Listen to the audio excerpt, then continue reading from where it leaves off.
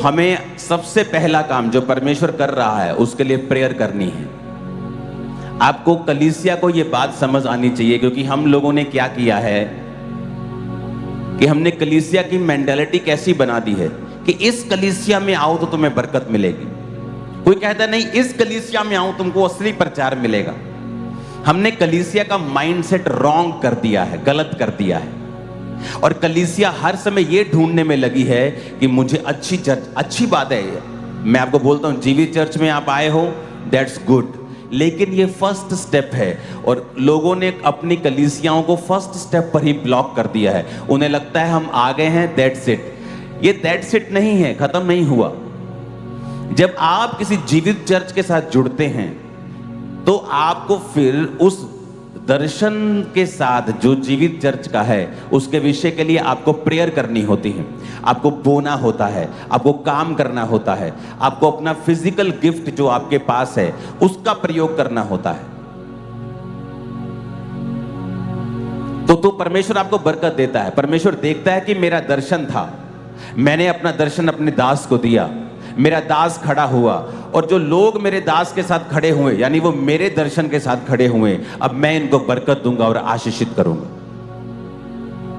कितने मेरी बात को समझ रहे हैं? तो कलीसिया का ये पहला स्टेप था, आपको जीवित चर्च ढूंढना है। और जीवित चर्च मिलने के बाद सेकंड स्टेप है, क्योंकि परमेश्वर उस जीवित चर्च में है और परमेश्वर कुछ ऐसा कर रहा है जो अब की योजना है। जीवित चर्च का मतलब वो परमेश्वर की आवाज को अब सुन रही है, राइट नाउ, प्रेजेंट टाइम में, कि परमेश्वर इस टाइम में क्या चाहता है। मैं परमेश्वर की उपस्थिति में जब समय बिता रहा था, मुझे 10, 12, 15 घंटे हो गए, तो परमेश्वर ने मुझसे बात की। और जब परमेश्वर ने मुझसे बात की, मैं सेकंड डे ही नीचे आया और अपने लोगों को मैंने बोला कि मुझे ये चाहिए, मुझे अब इस तरह से चाहिए, अब मुझे ये ब्रांचेस चाहिए। और अभी मैंने अपना फाइनल प्लान किसी को नहीं बताया, मेरी वाइफ के अलावा। वो मार्वलस है, वो ऐसा है कि गूंज जाएगा यीशु मसीह का नाम, गूंजेगा यीशु मसीह का नाम। मैं आपको बता रहा हूं, आपको जस्ट स्टेप बाय स्टेप मेरे साथ चलना है। जो मैं आपको बोल रहा हूं आपको उसे फॉलो करना है।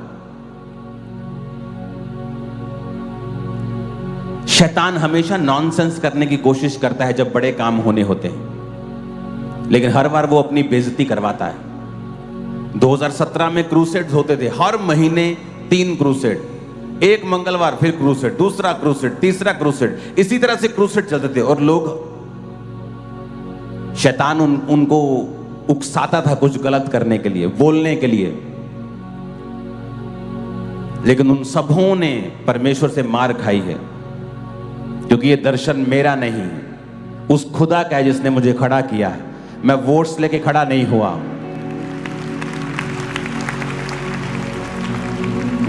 इतने क्रूसेड्स होते थे, इतने, और ऐसा नहीं है कि एक क्रूसेड था तो बहुत रश था और दूसरे पे होता नहीं था। लोग हैरान पूछते थे कि एक हफ्ते बाद क्रूसेड है, लेकिन इसका रश उससे भी ज्यादा कैसे हो सकता है? इस एक हफ्ते बाद फिर क्रूसेड है, इसका रश दूसरे तीसरे से भी ज्यादा है, ये कैसे हो सकता है?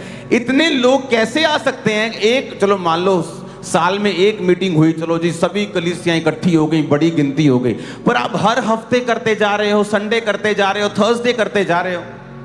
एक महीने में मैंने 18 बड़ी मीटिंग्स की थी, मुझे याद है, संडे थर्सडे मिला के। तो लोग सोचते ये कैसे हो सकता है, इतनी मीटिंग्स कैसे, इतना बड़ा काम कैसे? और व्यक्ति था एक फॉरेन में, वो गाड़ी, अपनी गाड़ी में, बड़ी सी गाड़ी थी उसके पास, गाड़ी में लाइव होकर मुझे गालियां निकाला करता था, सीधा गालियां। क्रिश्चियन था वो, गाड़ी में बैठकर गालियां निकालता था वो। और प्रभु ने मुझसे कहा था तो जवाब मत देना, मैं जवाब दूंगा। और मैं क्रूसेड पे क्रूसेड, मीटिंग्स पे मीटिंग्स, वो गालियों पे गाली। उसी गाड़ी में उसका एक्सीडेंट हुआ, 9 महीने आईसीयू में रहा, कीड़े पड़ गए बॉडी में, और फिर मरा वो। और बड़े कमाल की बात बताऊं, आज तक मैंने उसकी एक भी वीडियो नहीं सुनी वो उसने क्या कहा मुझे। इतना मालूम था गालियां निकालता है, कुछ बुरा बोलता है। इमेजिन करो अगर मैंने उसको देखा होता तो मेरा टाइम वेस्ट होता, क्योंकि मुझे एंड मालूम है इन लोगों का एंड क्या है। सिर्फ शर्मिंदगी के अलावा इनको कुछ नहीं मिलेगा। आपको अपना काम करते रहना है। एक हायर कॉलिंग परमेश्वर ने आपको दी है, एक बड़ी कॉलिंग परमेश्वर ने आपको दी है। हालेलुया।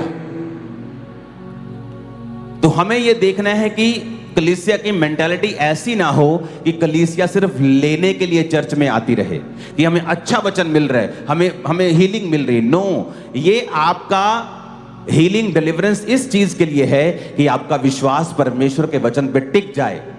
उसके बाद जब आप घरों में जाएं, आप प्रार्थनाएं करें कि हमारे स्पिरिचुअल अगुवे ने क्या कहा है प्रार्थना करने के लिए। अच्छा, ब्रांचेस, प्रभु जी ब्रांचेस पे तेरी दया हो। विरोध को हम डांटते हैं, शैतान को हम डांटते हैं। सब फाइनेंशियल परमेश्वर इंतजाम करे। और क्या है, अच्छा मीटिंग्स होनी है, अमृतसर में बड़ी मीटिंग है, प्रार्थना करते हैं। फिर चंडीगढ़ में बड़ी मीटिंग है, प्रार्थना करते हैं। आपको ये चीजों के लिए प्रार्थना करनी होती है। और जब आप परमेश्वर आपको देखता है कि आप उसके किंगडम में एक पार्टनर बन गए हैं। पार्टनर सिर्फ पैसों से नहीं बना जाता। मैंने कहा पैसा जरूरी नहीं है, पैसा सेकंड नंबर पे आता है, थर्ड नंबर पे लगा लो, उससे भी नीचे कर दो। पहले नंबर पे प्रार्थना आती है, उपवास आता है। उपवास प्रार्थना जो आप चर्च के लिए, चर्च के अगुवे के लिए, विजन के लिए करते हैं। और उसके बाद जब आप बोते हैं, बाइबल कहती है कुरनेलियस को परमेश्वर ने याद किया। पता है क्यों? कहता तेरी प्रार्थना और तेरे दान याद किए गए हैं। आप कभी देख लेना, जो विश्वासी, जो पास्टर प्रार्थना करने में और दान करने में आगे रहता है, दुनिया कुछ भी कर ले उसको हमेशा आगे ही देखती है और वो और आगे हो जाता है। कारण क्या? ये वचन पूरा कर रहा है। बहुत से मैंने विश्वासी देखे हैं प्रार्थना में आगे हैं, दान में पीछे हैं, वो भी सही नहीं। बहुत से विश्वासी देखें दान में आगे हैं, प्रार्थना में पीछे, वो तो बिल्कुल सही नहीं। तो एक विश्वासी प्रार्थना में भी आगे होना चाहिए और दान देने में भी आगे होना चाहिए। उससे क्या होता है, प्रार्थना आत्मिक चीजों को कवर कर देती है और जो दान है वो शारीरिक चीजों को कवर कर देता है। अगर आप प्रचार करने जाएंगे वो आत्मिक है, आत्मा की बातों का है, लेकिन अब आत्मा में प्रचार तो करेंगे, लेकिन आपको माइक भी चाहिए जो शारीरिक है, आपको साउंड भी चाहिए जो शारीरिक है। इसलिए कहा जाता है कि पैसा बुरा नहीं है, पैसे का लोभ बुरी चीज है।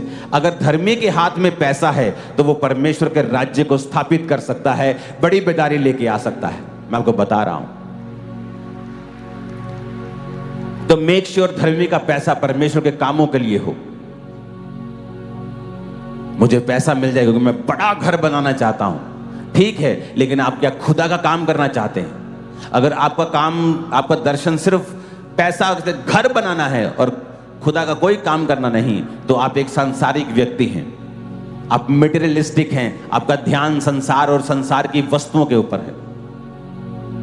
परमेश्वर ने कहा मैंने सारी आशीषें तेरे लिए बनाई हैं, लेकिन जब तू मेरे राज्य में प्रवेश करेगा और मेरे राज्य में मुझे ढूंढेगा, मेरे धर्म और राज्य की खोज करेगा, तो सब वस्तुएं तुम्हें मिल जाएंगी, तुम्हें इनके लिए रोने की जरूरत नहीं पड़ेगी।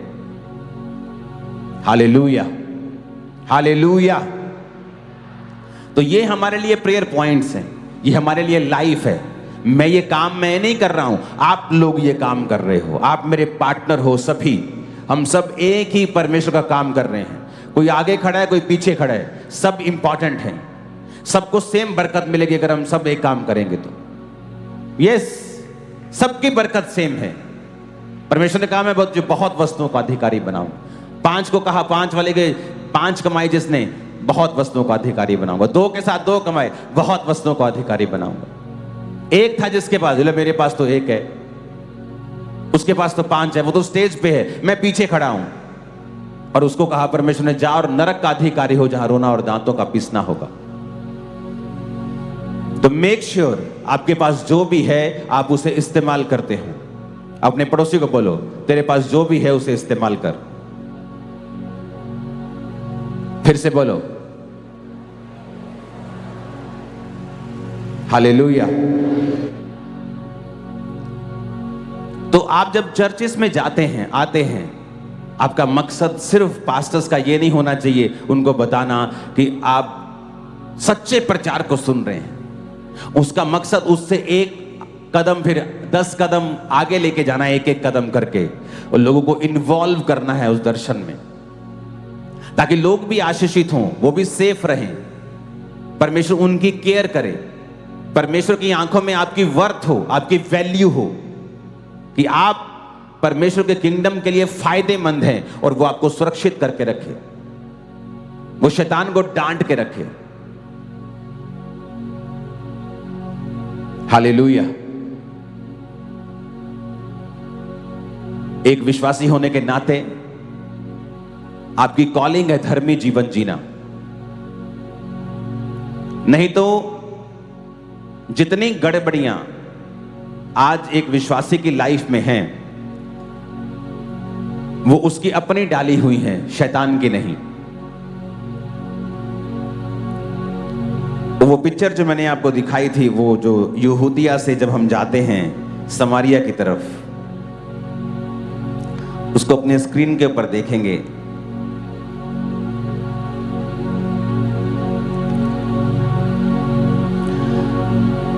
तो मैंने ये वचन क्रूसेड पे दिया था, आज मैं थोड़ा उसको खोलूंगा। नीचे यहूदिया है, जूडिया जहां लिखा है। अगर अंदर आपके पास मार्कर है तो उसको मार्क कर देना ब्लैक के साथ। वो देखो नीचे क्या है, जूडिया, जिसे हम यहूदिया कहते हैं हिंदी में। कैमरा मेरे पीछे खड़े हो जाओ जरा, ये देखो इधर, ये है यहूदिया, ये नीचे कौन है यार अंदर, ये कौन है अंदर, ये मेरे को दिखाए। ए लड़के, अनपढ़ है तू क्या, तेरे को इंग्लिश नहीं आती? ये यहूदिया है जो मैं बोल रहा हूं, तुम्हें मुझे दिखा सिर्फ। ये देखो, ये है, जूम कर दे इसको कैमरामैन। क्या है ये? यहूदिया, और इसके ऊपर है गलील।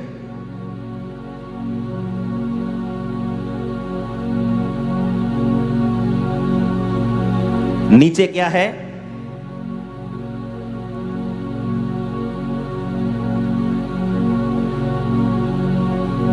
ये है यहूदिया, ये है गलील। और यीशु मसीह को यहां से यहां जाना है तो बीच में आता है समारिया। और आपको मालूम होना चाहिए समारिया में कौन लोग रहते थे जो परमेश्वर के लोगों से नफरत करते थे।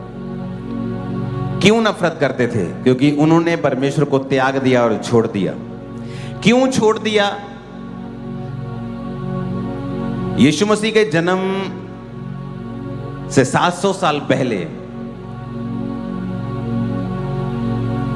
अब मैं आपको बताता हूं कि ऐसा क्यों, इतनी बड़ी गड़बड़ी, आप लगा लो कि नेशनल लेवल की गड़बड़ी कहां से आई।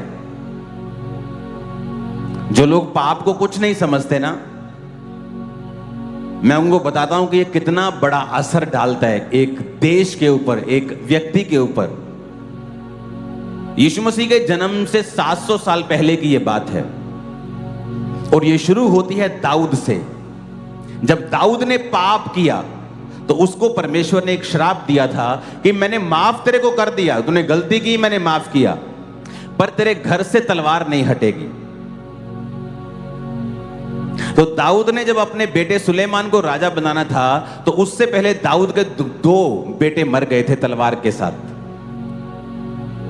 अगर आप ध्यान से देखेंगे तो एक पहले और एक बाद में। एक दाऊद का विद्रोही था और एक सुलेमान का, और दोनों मर गए थे। अगर आप हिस्ट्री की बुक्स पढ़ेंगे और आप अगर राजा की पुस्तक पढ़ेंगे पुराने नियम में, उसका 17, 18, 19 पढ़ेंगे अगर आप, तो आपको एक थोड़ी सी हिस्ट्री आपको बाइबल में मिलेगी उसकी, और उसको आपको मैच करना पड़ेगा दूसरी बुक्स में जाके कि हुआ क्या था। जब दाऊद ने पाप किया और उसके बाद सुलेमान भी पापी बना और उसने बहुत सारी स्त्रियों को बिहा कर परमेश्वर के पीछे चलना छोड़ दिया, तो उससे परमेश्वर के राज्य में 2 फाड़ आया, पार्टीशन हो गई। जब जब आप परमेश्वर में पवित्रताई में चलते हैं, आप बढ़ते हैं, और जब जब आप पवित्रताई को कम करते हैं, परमेश्वर आपको कम कर देते हैं। तो उस समय जो राज्य था, परमेश्वर के पाप के सामने पाप करने के कारण उस राज्य में फूट पड़ गई, क्योंकि जब असीरिया के राजा ने उन पे अटैक किया तो जो सामरिया था वो अलग हो गया और यहूदिया और जो ऊपर गलील का राज्य था ये अलग था। यहूदिया और गलील के राज्य के लोग आपस में मिलते थे और समारिया के लोग जो थे वो अलग हो गए थे। कारण अगर आप पीछे ढूंढने जाएंगे, ये तो यीशु मसीह के समय की बात है 2000 साल पहले की, लेकिन ऐसा हुआ क्यों कि समारिया के लोगों से यहूदी लोग अपना कोई भी नाता नहीं रखते थे। इसलिए प्रभु यीशु मसीह ने जब कहा था मुझे पानी पिला, तो वो कहते थे तू यहूदी होकर मुझसे पानी क्यों मांगता है, क्योंकि यहूदी लोग हमारे साथ कुछ भी व्यवहार नहीं रखते, वो हमसे नफरत करते हैं। जब परमेश्वर को यहूदिया से गलील जाना होता था तो बाहर से बाईपास होकर जाते थे, बीच में से होकर नहीं जाते थे। लेकिन यीशु मसीह बीच में होकर गए वो एक अलग बात है। उसने अपनी रेपुटेशन की परवाह नहीं की, लोग क्या कहते हैं परवाह नहीं की, और उस औरत को बचाया और सामरिया को बचाया, वो एक अलग विषय है। लेकिन मैं आपको बता रहा हूं आज कि ऐसा हुआ क्यों। ये शुरू हुआ दाऊद के पाप से, ये शुरू हुआ सुलेमान के पाप से, और पाप के कारण जो दो फाड़ आया, विभाजन आया, टूट आई, उसकी वजह से ऐसा हुआ था। बहुत से विश्वासी हैं ले हैंड पे ले हैंड बोलेंगे हमारा करो, लेकिन खुद अपनी जिंदगी के पाप कभी खत्म नहीं करेंगे। उनको ये पता ही नहीं है कि जो मैं पाप कर रहा हूं, मैं अपने नौकरी पे जा रहा हूं और मैं चोरी कर रहा हूं, उसको पता ही नहीं है ये पाप है। लेकिन वो जब बीमार होता है, जब गड़बड़ी होती है लाइफ में, जिंदगी में, घर में, फूट आती है, बनती नहीं, लड़ाई होते हैं, झगड़े होते हैं, फिर वो खड़ा होता है प्रेयर लाइन में कि हम पर प्रार्थना करो, शैतान हमारे साथ ऐसा कर रहा है। वो शैतान नहीं कर रहा, वो उस पाप का परिणाम है जो आपने अपनी लाइफ में किया है। तो सुलेमान के पाप ने परमेश्वर की ग्रेस को खत्म कर दिया। तो परमेश्वर ने क्या कहा, प्रभु ने कहा मैंने दाऊद को वायदा किया था कि तेरा इतना दिल अच्छा है, चाहे उसने एक गलती की, प्रभु ने माफ किया, उस गलती का असर हुआ, वो बात अलग है, लेकिन प्रभु उसके दिल से प्यार करता था। प्रभु ने कहा था मैं तेरे बाद तेरे ही वंश को गद्दी पे बिठाया करूंगा। तो जब सुलेमान ने पाप किया तो प्रभु ने कहा अब तू जो अपने पिता दाऊद की तरह मेरे साथ नहीं चला, पर मैं जो अपने दास दाऊद से प्यार करता हूं, इसलिए मैं सारा कुछ तो तुझसे नहीं लूंगा, लेकिन बहुत सारे गोत्रों को तुझसे लेकर तुझे सिर्फ एक गोत्र का राजा रहने दूंगा, उसके वंश को। तो परमेश्वर ने उसको कम किया, और उसके बाद भी ऐसी घटनाएं हुई कि परमेश्वर इन राज्यों के बीच में फूट डलती गई, और यहूदी भी कई लोग परमेश्वर से फिर गए, और सामरिया वही हिस्सा था, ये वही यहूदी लोग थे जो परमेश्वर से फिरकर अलग हो गए थे। आप देखो कितनी बड़ी सामाजिक प्रॉब्लम है ये, कि आपको जलंधर से लुधियाना जाना है और फगवाड़ा के बीच में वो लोग रहते हैं कि जो आप जिसे पसंद नहीं करते। फगवाड़ा के लोग आपको पसंद नहीं, लेकिन आपको बीच में से होकर जाना है। उधर भी आपके लोग हैं, जलंधर भी आपके लोग हैं। कितनी बड़ी एक सामाजिक प्रॉब्लम है। और कारण क्या था? वो पाप जो सुलेमान ने और दाऊद ने किया, वहां से इसकी शुरुआत हुई, और वो आगे बढ़ता बढ़ता एक छोटा सा सांप एक बड़े अजगर के रूप में बदल गया। और विश्वासी को क्या लगता है कि एक छोटा सा पाप है, हमें इसका क्या, मैं चुगली करता हूं, हमें इसका क्या, पास्टर की खिलाफत की, हमें इसका क्या। अपने पापों से मन फिराएं, नहीं तो वो छोटा सा सांप बड़े अजगर के रूप में बदल जाएगा। एक विश्वासी को यह समझना पड़ेगा कि पाप का एक गहरा असर है और जो लंबा चलता है। जब तक आप इसकी माफी नहीं मांगते, प्रभु से मेल मिलाप नहीं करते, हमें लगता है हमें क्या फर्क पड़ रहा है, नहीं फर्क पड़ रहा है। वो इनडायरेक्टली आपके परिवार पर फर्क डाल रहा है, आपकी सेहत पर फर्क डाल रहा है, आपके बिजनेस पे फर्क डाल रहा है, आपके बच्चों के ऊपर फर्क डाल रहा है। आपको अभी नहीं मालूम होगा, लेकिन उसका फर्क नजर आएगा आपको, क्योंकि पाप की मजदूरी बाइबल कहती है मौत है। वो मौत फाइनेंस में हो, सेवकाई में हो, लाइफ में हो, मैरिज में हो, सेहत में हो, कहीं भी हो, लेकिन वो आएगी। जरूरी नहीं आप शारीरिक रूप से मर जाएंगे। कई मौतें ऐसी हैं जो शारीरिक रूप से मरने से भी बदतर हैं। तो तो एक विश्वासी को यह समझना चाहिए, क्योंकि जब आप वचन पढ़ते हैं यूहन्ना 4 उसके 3, तब वह यहूदिया को छोड़कर गलील को चला और उसको सामरिया में से होकर जाना अवश्य था। कि उस यहूदिया से वो गलील को चला, जाना है यहूदिया में, गलील को जाना है और सामरिया के बीच से होकर जाना है, क्योंकि यीशु मसीह चाहते थे, लेकिन यहूदी नहीं चाहते थे। यहूदी अवॉइड करते थे सामरिया को, बाईपास होकर निकलते थे। रीजन एक पाप। धरती पर बीमारियों का रीजन आदम और हवा का पाप।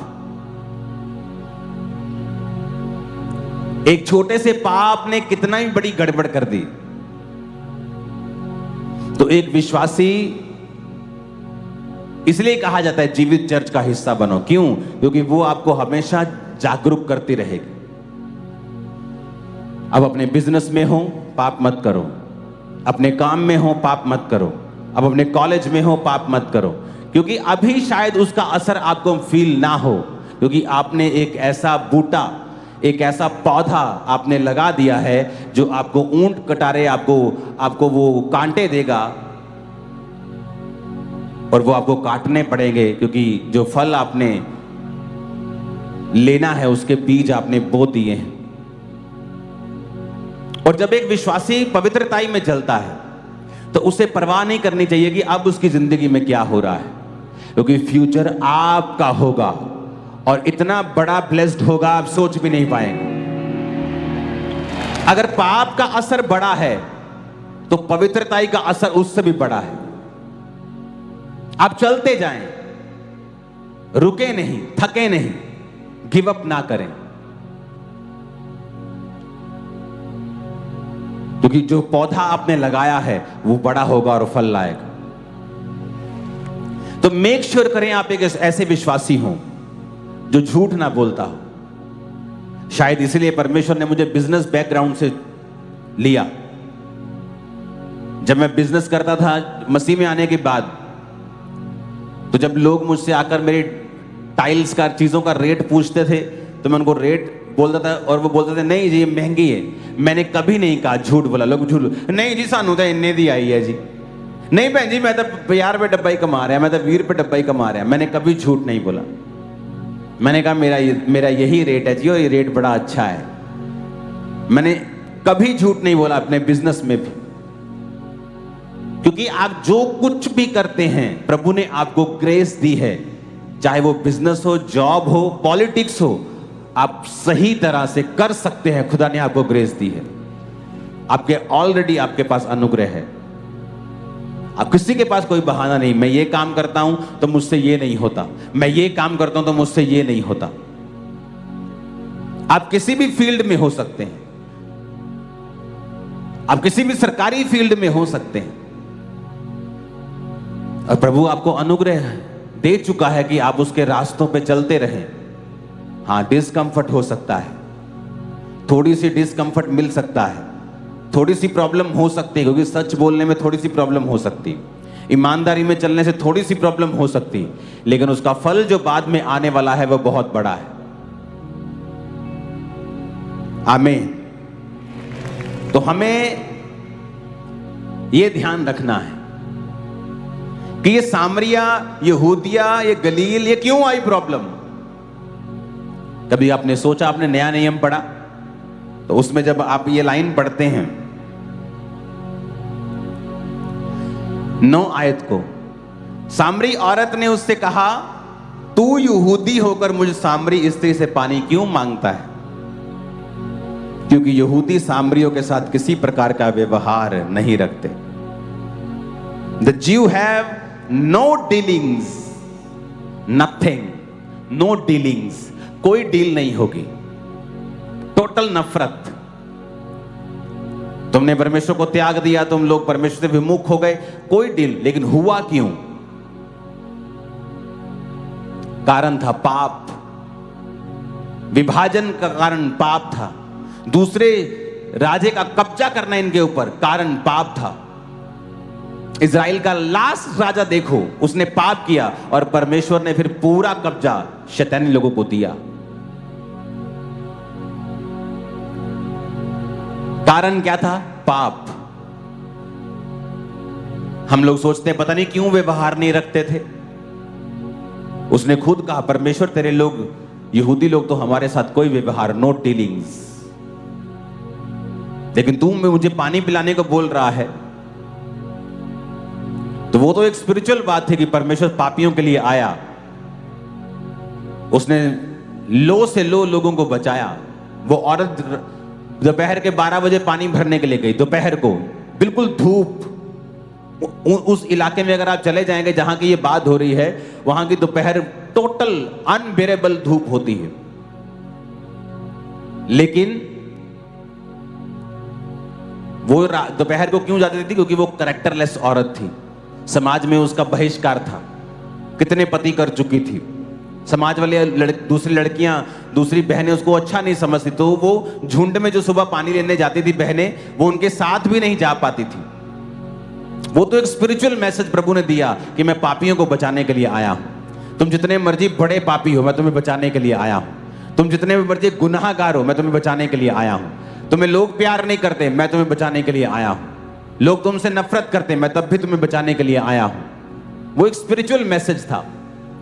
लेकिन ऐसा हुआ क्यों? वो पाप की वजह से था। पाप की वजह से विभाजन हुए। जब इजरायली परमेश्वर के साथ चलते थे तो प्रभु कहता था, वो सामने के देश तुम्हें दे दूंगा। इजराइलियों में कुछ विश्वास के कमजोर थे, वो कहते थे ऐसा कैसे हो सकता है? अरे उस देश के लोगों को देखो, 7-7 फुट लंबे लोग हैं, कच्चा खा जाएंगे हमको। और जो यहां के लोग थे इजरायली, जो उनमें विश्वासी थे, कहते थे यहोवा परमेश्वर उनको हमारे हाथ में कर देगा। और बाइबल कहती बड़े बड़े राजाओं को मार दिया। और जब यही इजरायली प्रभु से मुकर जाते थे तो छोटे छोटे राजा इनको हराते थे। कारण पाप। आपका पास्टर सुखी हो जाता है जिस दिन आप पाप करना छोड़ देते। क्यों? क्योंकि आपकी बहुत सी प्रेयर रिक्वेस्ट आपकी गलतियों की वजह से आपकी लाइफ में आती है। और इसीलिए एक पास्टर को जरूरी है कि वो कलीसिया को समझाए कि बहुत सी बीमारियां और बहुत सी मुश्किलें पाप की वजह, सभी नहीं, बहुत सी, कुछ प्रभु में बढ़ने के लिए भी हो सकती हैं, कुछ परीक्षाएं भी हो सकती हैं, प्रभु आपको चेक करना चाहता है, कुछ ऐसी भी हो सकती हैं।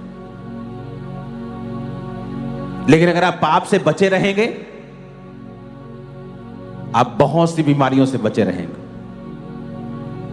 बहुत से ट्रबल से बचे रहेंगे, बहुत सी पार्टीशन से बचे रहेंगे, विभाजन से बचे रहेंगे, बहुत से अटैक से आप बचे रहेंगे। वचन पढ़ के, जीवित चर्च को अटेंड करके, रोजे रख के आप पाप की आत्मा को खत्म करते हो।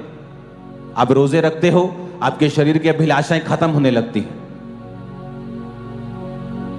ऐसे लोगों को अपना आदर्श बनाओ जो परमेश्वर में सही तरह से चले हैं, रिजल्ट पाया है। अगर आप ऐसा नहीं करते तो आप दाऊद की उसी दूसरी संतानों की तरह हैं जो नष्ट हो गई। और सुलेमान था जिसने दाऊद की लाइफ को देखा और वही वैसे ही फॉलो किया। लास्ट में जब बूढ़ा हो गया तो उसने मिस्टेक की, फुलिश मिस्टेक्स की, और उसका असर उसे हुआ, जनरेशंस को हुआ। आप आज सबसे डीप पिट में, गड्ढे में हो सकते हैं। अगर आप फैसला कर लेंगे आज से कि मैं प्रभु में और उसकी पवित्रताई में चलूंगा, उसी एरिया की सबसे ऊंची पहाड़ी की चोटी के ऊपर आप होंगे। अगर आप फैसला कर लेंगे तो कोई आपको डाउन नहीं कर सकता। लोग सोचते हैं हम कुछ कहेंगे तो ऐसा कुछ नहीं होगा, मच्छर भी हिलेगा नहीं, क्योंकि आपकी बरकत यहोवा से आई है, आपकी इज्जत यहोवा से है, आपकी इज्जत प्रभु पे चलने से आई है।